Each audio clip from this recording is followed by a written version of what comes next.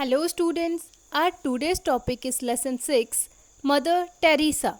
So in this video, I am going to explain you the new words, question answers, reference and bookwork of this chapter. So let's start with new words. First, calling. A strong desire or feeling of duty to do a particular job, especially one in which you help other people. कोई खास काम करने की इच्छा यानी desire या फिर काम करने की फीलिंग, पर्टिकुलरली एक ऐसी जॉब जिसमें आप बहुत से लोगों की हेल्प कर सको. Needy, people who do not have enough money, food etcetera. Needy वो लोग होते हैं जिनके पास पैसा खाना ज़्यादा नहीं होता है. Self reliant, able to do or decide things by yourself rather than depending on other people for help. Self reliant होता है आत्मनिर्भर, यानी किसी पे डिपेंड नहीं रहना. हेल्प के लिए दूसरे लोगों पर डिपेंड होने की बजाय खुद ही चीज़ें कर सकते हैं, खुद ही चीज़ों का जो है वो फैसला कर सकते हैं, उसे बोलते हैं self reliant. Under privileged, having less money and fewer opportunities than most people. बहुत ही कम पैसे होना और बहुत ही कम अपॉर्चुनिटीज यानी मौके होना बाकी लोगों के मुताबिक.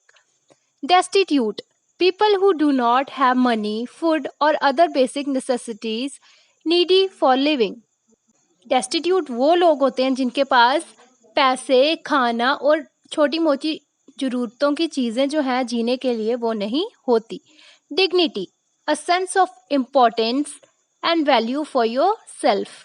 Dignity होता है गौरव, अपने लिए महत्व यानी इम्पोर्टेंस और मूल्य की भावना. Untouchables, that cannot be touched. Untouchable वो होते हैं जिन्हें हम टच नहीं कर सकते. Deteriorating, becoming worse, बहुत ही खराब होना. Inspiration, that which make you want to be better. Inspiration होती है प्रेरणा, और प्रेरणा जो है उससे आप बेहतर बन सकते हो. किसी से इंस्पायर होके आप कोई भी अच्छा काम कर सकते हो. Comprehension A, answer the following questions. Question 1, when and where was Mother Teresa born. कब और कहाँ मदर टेरेसा जो है वो जन्मी थी, उनका जन्म कहाँ हुआ था. Answer, Mother Teresa was born in 1910 in Skopje, the capital of Republic of Macedonia. Mother Teresa का जन्म 1910 स्कोपजे में हुआ था, जो कि रिपब्लिक ऑफ मैसिडोनिया की राजधानी थी. Question 2, what remarkable change came in her life at the age of 18. क्या यादगार चेंज आया था मदर टेरेसा की लाइफ में जब वो 18 साल की थी. आंसर, एगिन्स, जो कि उनका नाम है. Agnes become a nun at the age of 18. Mother Teresa 18 साल की उम्र में नन बन गई थी. Question 3, what did mother Teresa initially do in India. Mother Teresa ने पहली बार भारत में क्या किया था. इनिशियली होता है first time. Answer, in India, Mother Teresa was assigned to teach the girls of Kolkata's poorest Bengali families at Stuart Mary's High School. She dedicated herself to making the girls self-reliant through education. Mother Teresa को Stuart Mary high school में कोलकाता के सबसे गरीब Bengali families की लड़कियों को पढ़ाना था. उन्होंने खुद को डेडिकेट किया लड़कियों को एजुकेशन के थ्रू सेल्फ रिलायंट यानी आत्मनिर्भर बनाने का. Question 4, why did mother Teresa found the home for the dying. Mother Teresa ने डाइंग के लिए यानी डेस्टिट्यूट लोगों के लिए, गरीब लोगों के लिए घर क्यों बनाया. Answer, mother Teresa founded the home for the dying as she felt that the destitute should also have the right to pass away with dignity. Destitute और डाइंग जो है इनका एक ही मतलब होता है. इनका मतलब होता है वो लोग जो गरीब होते हैं, जिनके पास कुछ भी नहीं होता. तो मदर टेरेसा ने डाइंग और डेस्टिट्यूट यानी गरीब लोगों के लिए घर इसलिए बनाया क्योंकि मदर टेरेसा को महसूस हुआ, फील हुआ कि जो गरीब लोग हैं उन्हें भी पूरा इक्वल राइट है कि वो डिग्निटी के साथ रह सके। डिग्निटी होती है सेल्फ इम्पोर्टेंस, सेल्फ लव के साथ रह सके। Question fifth, when was the Nobel peace prize awarded to mother Teresa? Mother Teresa को नोबेल पीस प्राइज कब दिया गया था, कब उन्हें मिला था? Answer, mother Teresa was awarded the Nobel peace prize in 1979। Mother Teresa को नोबेल पीस प्राइज से 1979 में नवाजा गया था। Question six, when did mother Teresa breathe her last? Mother Teresa ने अपनी आखिरी सांस कब ली थी, उनकी डेथ कब हुई थी? Answer, mother Teresa died on 5 September 1997 at the age of 87। Mother Teresa की मृत्यु यानी उन्होंने अपनी आखिरी सांस 5 सितंबर 1997 में ली थी, जबकि वो 87 साल की थी। 5 सितंबर को आप टीचर्स डे भी मनाते हो, तो उस दिन मदर टेरेसा की डेथ हुई थी। Next, reference to context. Reference 1, she had always felt a calling in her life to serve the needy. Mother Teresa को हमेशा गरीबों की मदद करने के लिए जाना जाता था। A, who is she? इस लाइन में शी किसको कहा गया है? Answer, she refers to mother Teresa. She यहाँ पे मदर टेरेसा को कहा गया है। मदर टेरेसा के लिए यहाँ शी का यूज हुआ है। Second, what calling did she feel? Calling होती है एक स्ट्रॉन्ग डिजायर, कुछ करने की इच्छा। और उन्हें क्या करने की इच्छा होती थी? Answer, mother Teresa felt a calling to serve the needy.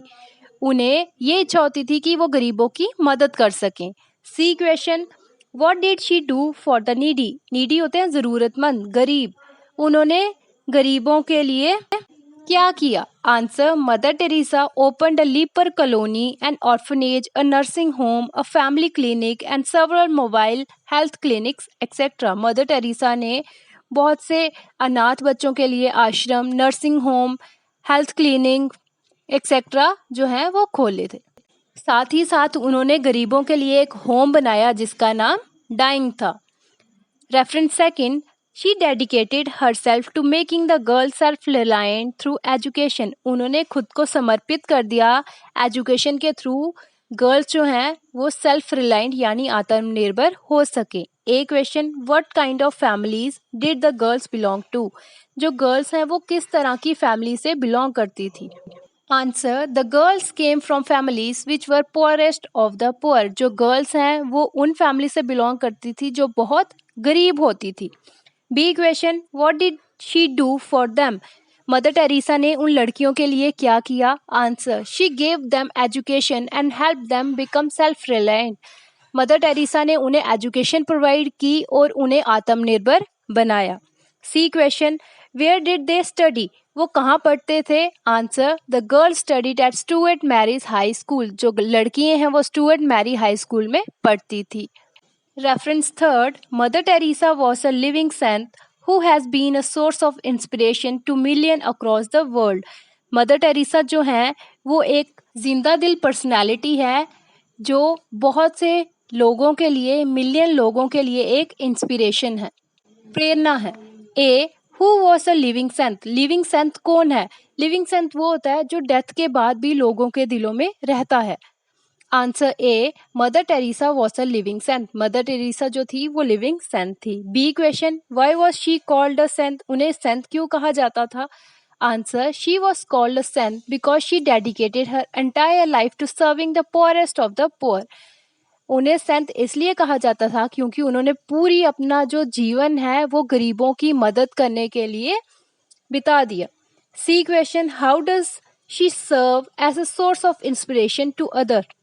उन्होंने दूसरों की इंस्पिरेशन के लिए कैसे योगदान दिया? उन्होंने क्या किया कि लोग जो हैं वो उनसे इतना इंस्पायर हुए? Answer, mother Teresa work selflessly for the betterment of the poor, destitute and the needy.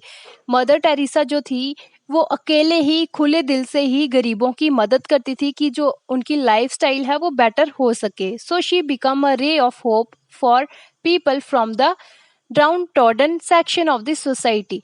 तो वो एक आशा की किरण थी उन लोगों के लिए जो सोसाइटी में बहुत ही लो फील करते हैं, जो बहुत ही गरीब होते हैं। Today, millions across the world are working tirelessly, helping the needy all around the world, carrying forward her work.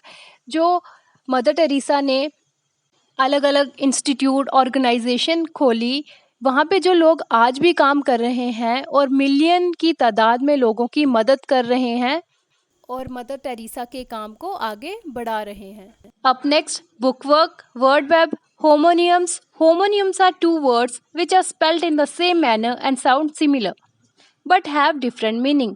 Homonyms जो हैं वो दो या दो से ज़्यादा ऐसे वर्ड्स होते हैं जिन्हें सेम वे से बोला जाता है, जिनकी साउंड सेम होती है लेकिन जिनके मतलब अलग होते हैं. Like as an example, bank. Bank, एक बैंक वो होता है जहां आप अपने पैसे डिपॉजिट कराते हो, लेते हो. और एक बैंक जो होता है वो होता है नदी का किनारा. नदी के किनारे को भी बैंक बोलते हैं, बैंक ऑफ द रिवर.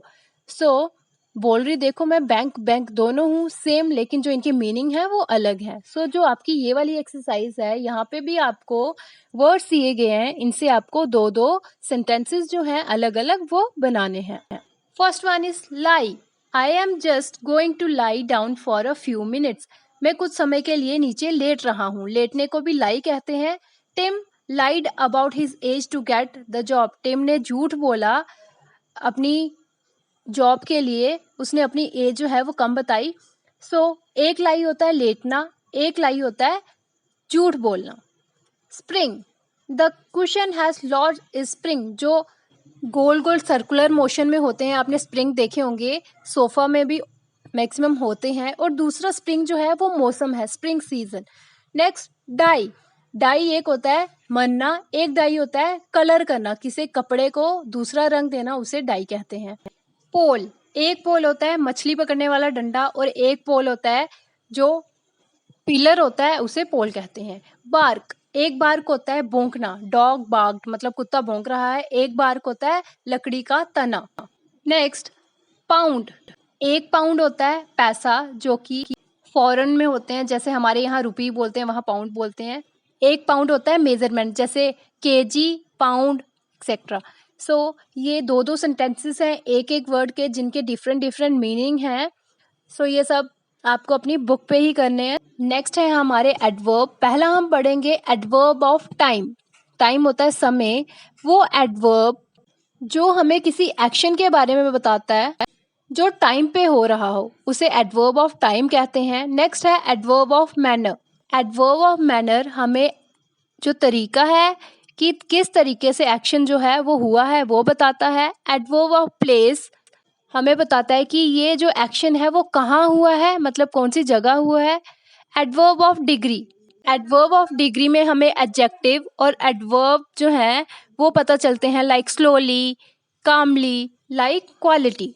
सो इस एक्सरसाइज में आपको एडवर्ब को अंडरलाइन करना है, फिर बताना है कि ये कौन सा एडवर्ब है. पहले में पेशेंटली अंडरलाइन किया है. यहाँ बताया है कि जो एक कैट है वो बहुत पेशेंटली अपने मास्टर के वापस आने का वेट कर रही है. तो एडवर्ब जो है वो पेशेंटली है कि बताया है कि जो एक्शन है वो किस तरह से हो रहा है. एडवर्ब ऑफ मैनर है किस तरह से हो रहा है, पेशेंटली, बहुत ही काल्मली हो रहा है. Second, we will begin the lesson now. जो ये लेसन है हम अभी स्टार्ट करेंगे, अभी बता रहे हैं तो टाइम के लिए बता रहे हैं. Adverb of time. The child looked everywhere for his mother. जो बच्चा है हर जगह अपनी माँ को देख रहा है, तो जगह का जहाँ बात की है तो place, adverb of place. She quietly cross the door to go to her room. उसने चुप्पी से अपने जो डोर है उसे क्रॉस किया अपने रूम में जाने के लिए. क्वाइटली तो एडवर्ब ऑफ मैनर की जो एक्शन है वो किस तरह से हुआ है, quietly. The thief was nearly caught by the police. जो थीफ है उसे पुलिस ने पकड़ लिया है, तो नियरली एडजेक्टिव का यूज हुआ है, तो adverb of degree. Next, he really did not mean to say that. उसका वो कहने का मतलब नहीं था, तो adverb of degree. Because really कुछ जो इंटेंसिटी ऑफ एक्शन है, एडजेक्टिव है, वो यहाँ पे बताया गया है. बहुत से वर्ब्स और जो एडवर्ब्स हैं वो साथ साथ में भी लगाए जाते हैं. नेक्स्ट, यहाँ पे आपको दिया है कि आपको वर्ब से एडवर्ब को मैच करना है. First, travel, overseas, drive, safely, speak clearly, stay up late, get up early, try hard. Next आपको नीचे दिया है जो एडजेक्टिव है उन्हें सर्कल करना है और जो एडवर्ब्स हैं उन्हें अंडरलाइन करना है। एक आपके लिए कर दिया गया है, बाकी आपको खुद करने हैं। तो एडवर्ब आपको पता है एक्शन, और जो एडजेक्टिव है वो होती है quality. The shirt is dirty, quality है ये कि वो गंदी है इसलिए उसको सर्कल किया है। एडजेक्टिव है ये थ्रूली, एडवर्ब है इसे अंडरलाइन किया गया। सेकंड जो है इसमें सिर्फ एडजेक्टिव है, स्लोली धीरे से हो रहा है। The weather is very fine today, very जो है वो एडजेक्टिव है, क्वालिटी है। फाइन जो है वो एडवर्ब है। नेक्स्ट लेट, एडवर्ब है। वेरी जो है वो एडजेक्टिव है, स्वीट जो है वो एडवर्ब है, बैडली एडवर्ब है। नेक्स्ट आपका जो है वो है related articles. Read this words allowed along with your teacher, in words को अपने टीचर के साथ जोर से पढ़िए। For long vowel sounds open your mouth, जो लंबी वॉवल साउंड आती है उसके लिए आपका मुंह जो है वो खुलेगा wide. And for short vowel words does not, और जो छोटी वॉवल की साउंड आएगी जो ज़्यादा स्ट्रेच नहीं होती है उसके लिए आपका मुंह जो है वो नहीं खुलेगा। Circle the word with long vowels, आपने ये सभी वर्ड्स पढ़ने हैं और जिसकी वॉवल साउंड जो है वो लंबी जाती है उसको आपने अंडरलाइन करना है। शॉर्ट, डार्क, आक, देखो साउंड जो है वॉवल की वो कितनी लंबी गई, डार्क अंडरलाइन कर देंगे। बाजार, अंडरलाइन कार, अंडरलाइन फार्म। आप साउंड जब आप खुद बोलोगे तब आपको पता चलेगा कि जो वॉवल साउंड है कितनी स्ट्रेच हो रही है। एग, की, लीप, लिप, इग्लू, जो अंडरलाइन वर्ड्स हैं आपको दिख रहे होंगे स्क्रीन पे। Bin, bean, poor, finger, butter, seat, sit, it, beat, bit, seen, sin, is, ease, seen. So students, जब आप इन्हें एक बार खुद से पढ़ेंगे तब आपको पता चलेगा कि कौन सी वॉवल साउंड जो है वो लंबे से स्ट्रेच हो रही है और कौन सी है जो ज़्यादा नहीं स्ट्रेच हो रही है। सो आपको उन्हीं को अंडरलाइन करना है जिनकी वॉवल साउंड जो है वो लंबी खींची जा रही है। जब आप बोलते हो लंबी तभी होगी जब आपका माउथ जो है वो ओपन होगा, और जब शॉर्ट वॉवल साउंड होगी तब आपका जो माउथ है वो ओपन नहीं होगा। So try it yourself and hope you understand well. Check out playlist class 4th English for more topics related to your book. If you have any issue or query related to my video, तो आप नीचे comment section में comment करके बोल सकते हैं। And for further videos, please stay tuned, stay happy, stay healthy. Thank you.